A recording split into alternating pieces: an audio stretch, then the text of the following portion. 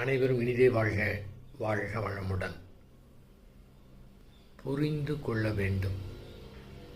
என்ன புரிந்து கொள்ள வேண்டும் என்றால், மன உணர்வுகளை எதிர்த்து எதுவுமே செய்ய முடியாது, அது தானாகவே சரியாகிவிடும் என்று புரிந்து கொண்ட ஒரே காரணத்தினாலே நம்முடைய மனம் வேறு டைமென்ஷனுக்கு போய்விடுகின்றது.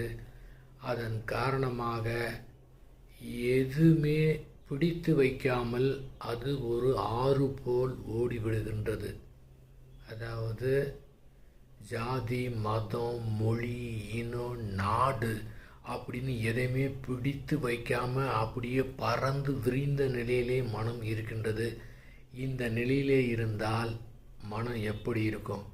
இது தெரியாமல் தான் பாவம் ரொம்ப பேர் கஷ்டப்படுறாங்க. தயவு